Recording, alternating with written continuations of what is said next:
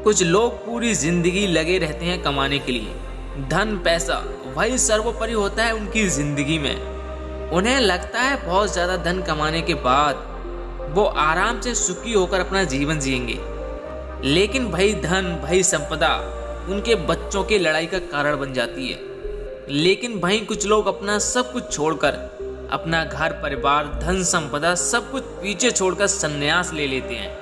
उन्हें लगता है कि वो संसार को त्याग कर असल मुक्ति का रास्ता अपना सकते हैं, जीवन का असली सुख अनुभव कर सकते हैं। दोनों ही आदमी अपने अपने स्तर पर सुखी होने के लिए विभिन्न प्रकार के प्रयास करते रहते हैं। एक धन संपदा इकट्ठी करता रहता है और दूसरा धन संपदा का त्याग करता रहता है। लेकिन सवाल यह है कि असल सुखी आदमी कौन है? वो जिसने धन संपदा इकट्ठी की या फिर वो जिसने धन संपदा त्याग दी? अगर इन दोनों में से कोई नहीं तो किस प्रकार का इंसान हमेशा सुखी रह सकता है?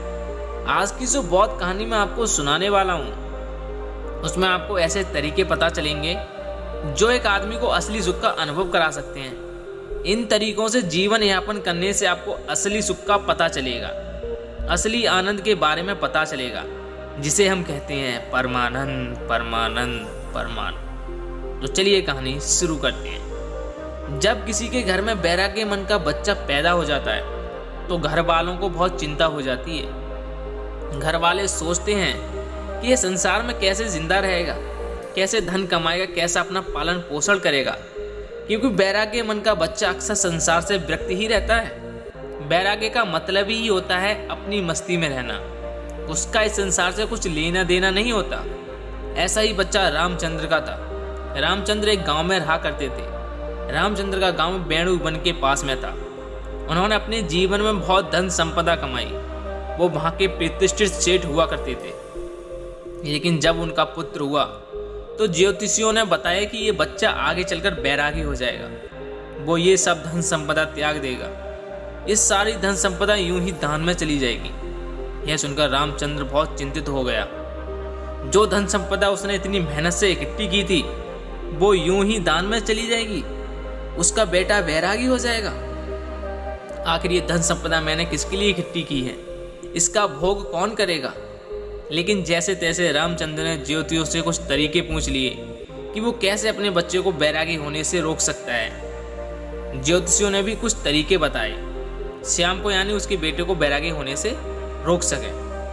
धीरे धीरे समय बीतता रहा और दुनिया अपने चलन से चलती रही। श्याम धीरे धीरे बड़ा होने लगा और उसके पिताजी रामचंद्र जी फिर अपनी धन दौलत बढ़ाने में लग गए। श्याम के पिता ने श्याम के लिए किसी भी चीज की कोई कमी नहीं छोड़ी थी।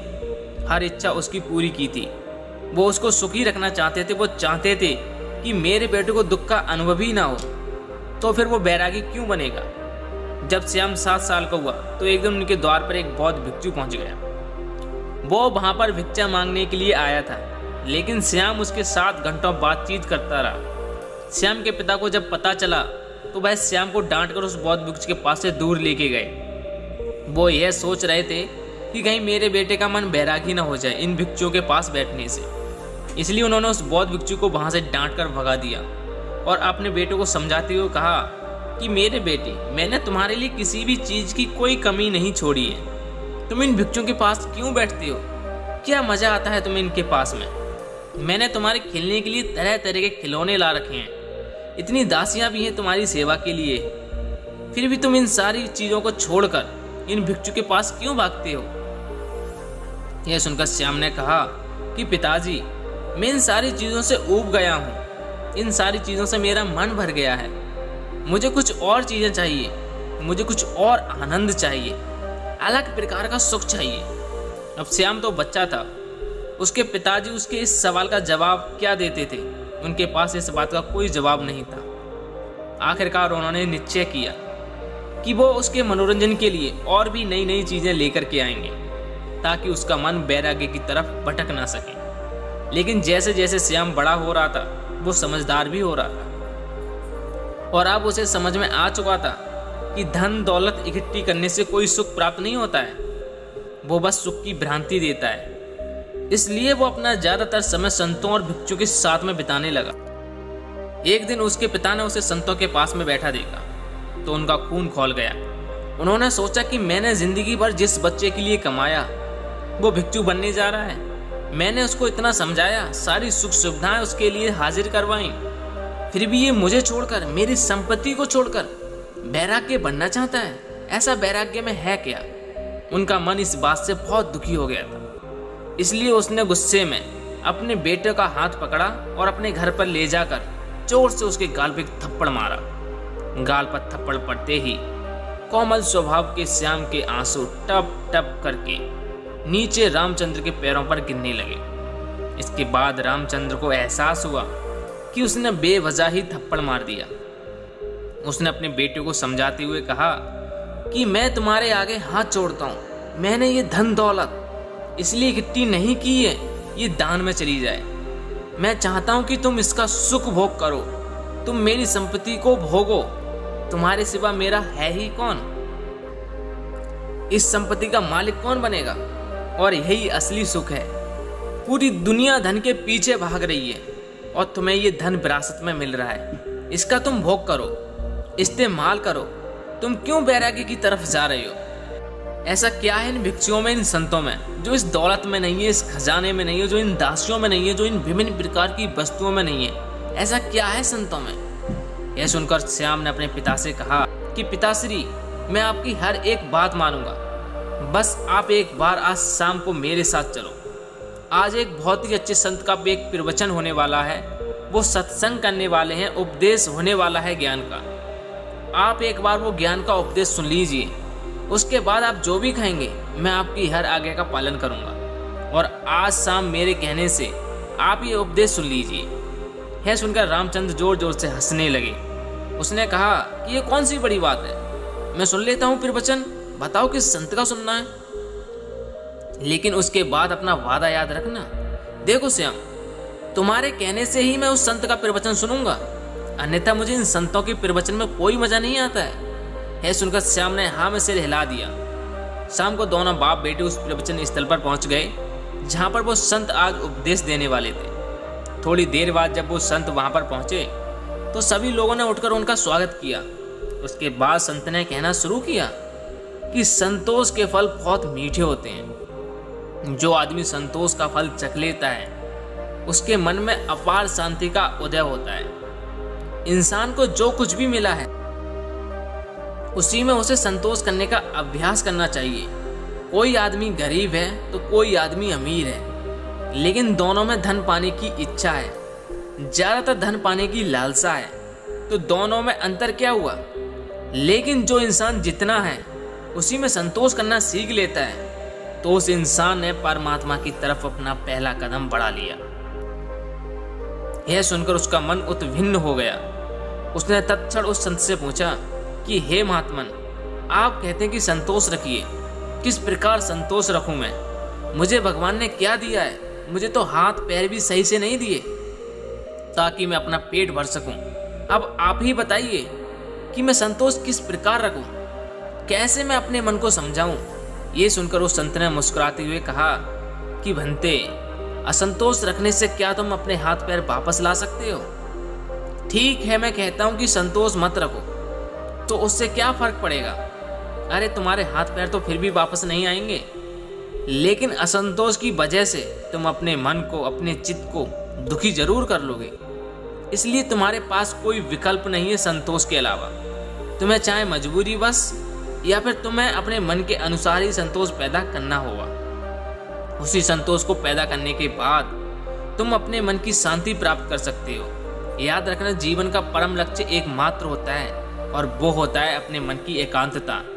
चाहे हम माया के सागर में पड़कर ये भूल जाएं कि जीवन का परम लक्ष्य क्या होता है, हम यह भूल जाते हैं। हम नए नए लक्ष्य बना लेते हैं। जीवन में ये प्राप्त करना है, वो प्राप्त करना है, जीवन में अमीर बनना है, प्रतिष्ठित बनना है, और यही लक्ष्य हम सर्वोच्च लक्ष्य बना लेते हैं। लेकिन ये सब माया का ही एक सागर है। लेकिन जिस दिन तुम माया के सागर को पार करके दूसरे किनारे पर पहुंचोगे, उस दिन तुम्हें यह एहसास होगा कि जीवन का परम लक्ष्य एक ही होना चाहिए, और वो है मन की शांति, मन की एकाग्रता। और जब तुम अपने मन को, एकांत को पहचान लेते हो, उसे अनुभव कर लेते हो, उसके आनंद को चख लेते हो, तो फिर व्यर्थ के लक्ष्य, व्यर्थ की चिंताएं, सब कुछ पीछे छूट जाता है और बच जाती है एक चीज, और वो है मन का एकांत। इसके बाद उस संत ने उस विकलांग आदमी से पूछा कि तुम ही बताओ, अगर तुम्हारे हाथ पैर होते तो तुम क्या करते? तो क्या तुम उस वक्त खुश रह सकते? जरा सोचो। आज अगर तुम्हारे हाथ पैर आ भी जाएं, तो तुम अपने जीवन में नए लक्ष्य स्थापित कर लोगे कि मुझे जीवन में ये चाहिए, वो चाहिए। अगर तुम्हें जीवन में वो नहीं मिला जो तुमने सोचा, तो जीवन में फिर से असंतोष पैदा होगा। असंतोष से हमारे शरीर से कुछ लेना देना नहीं है। संतोष की उत्पत्ति तो मन से होती है, चीज़ों का भराव तो मन से होता है। अक्सर मैंने विकलांग लोगों को हंसते हुए देखा है और हट्टे कट्टे तंदुरुस्त लोगों को रोते हुए देखा है। तो संतोष और शांति का आपके शरीर से कोई लेना देना नहीं है। अपने मन को परिपक्व कीजिए, अपने मन को समझाइए, विवेक पैदा कीजिए कि माया के सागर को पार करके मन की शांति तक कैसे पहुंचना है। और माया को समझने के लिए हमें कोई वैरागी नहीं बनना है। वैराग्य तो छोड़ना होता है, वैराग्य छोड़कर भाग जाना होता है। हमें पहले माया को संसार में रहकर समझना होगा, और जब हम माया को समझ जाएंगे तो उसके बाद हम सुखी मन से संन्यास या वैराग्य धारण कर सकते हैं। माया में जकड़ा हुआ आदमी धन संपत्ति को ही असली सुख समझता है। धन दौलत नाम फेम यही सब उसके लिए सर्वोच्च होते हैं। लेकिन वो अपना विवेक माया से कभी ऊपर उठा पाया तो वो जरूर यह एहसास कर पाएगा कि असली सुख, आनंद का इस धन दौलत से कोई लेना देना नहीं है। वो निरंतर है।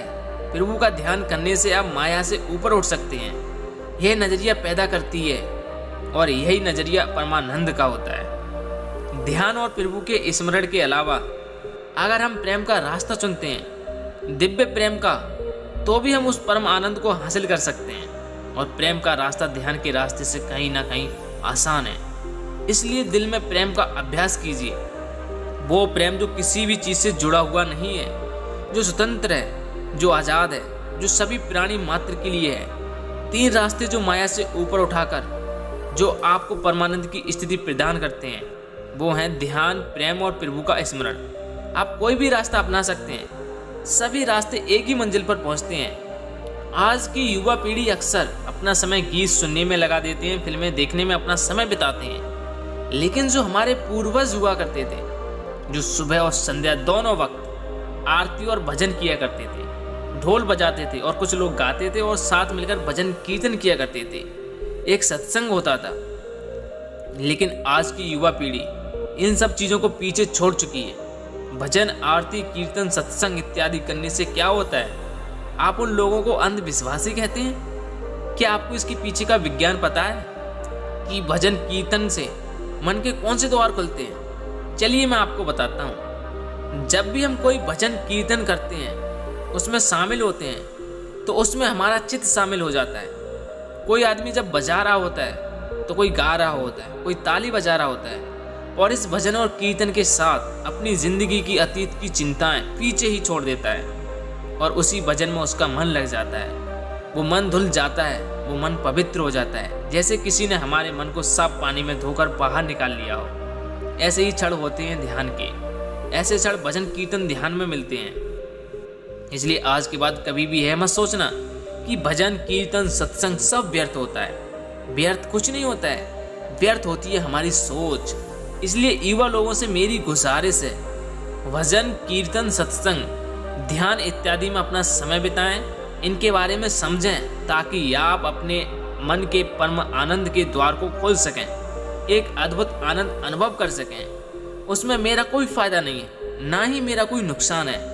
मैं तो बस यही चाहता हूँ कि जो स्वाद मैंने लिया है, जो स्वाद मैंने चखा है, जो स्वाद मुझे अच्छा लगा है, वो दूसरे लोग भी चख सकें, वो लोग भी उसका स्वाद उठा सकें। ये भजन कीर्तन सत्संग वगैरह आप अपने घर पर ही कर सकते हैं, अपने दोस्तों के साथ भी कर सकते हैं। जो समय आप गप्पे लगाने में लगाते हैं, वही समय आप कुछ नई क्लास सीखने में लगा सकते हैं। आप ढोल बजाना सीख सकते हैं, आप कोई भजन याद करके उसको गाना सीख सकते हैं। बातों निखरेगी, साथ ही आपके मन भी धुल जाएंगे। आखिर में एक बात कहना चाहता हूँ कि अमीर और गरीब में कोई भेद नहीं होता है। जब तक आदमी माया के सागर को पार करके परम आनंद की अनुभूति नहीं ले लेता है, और जिस आदमी ने परम आनंद की अनुभूति ले ली, ना तो वो गरीब रहता है और ना तो वो अमीर रहता है, वो सम्राट बन जाता है, क्योंकि उसने वो चीज़ अनुभव की है जो एक गरीब और अमीर में से कोई नहीं कर पाया। इसलिए एक मध्य वर्गीय आदमी जो कि ये मेरी वीडियो देख रहे हैं, वो भी इस माया के सागर को पार करके परम आनंद को हासिल कर सकते हैं। बस उनको अपने मन को एक नई धारा देने की ज़रूरत है, एक नया रास्ता दिखाने की ज़रूरत है। उसके बाद आप अपने व्यर्थ के लक्ष्य छोड़कर उस लक्ष्य की तरफ चलेंगे जो वास्तविक है, जो वास्तविक आनंद प्रदान करता है। और उसके बाद आपके मन की सारी भ्रांतियाँ टूट जाएंगी कि असली सुख कैसे प्राप्त किया जाता है। तो दोस्तों, कैसी लगी ये कहानी कमेंट सेक्शन में हमें ज़रूर बताएं, और ऐसे ही मोटिवेशन वीडियो को हर रोज़ सुनने के लिए हमारे चैनल को सब्सक्राइब जरूर कर लें और वीडियो को शेयर करना मत भूलिए। मिलते हैं अगली कहानी में, तब तक के लिए अपना और अपनी फैमिली का ख्याल रखें। जय हिंद साथियों।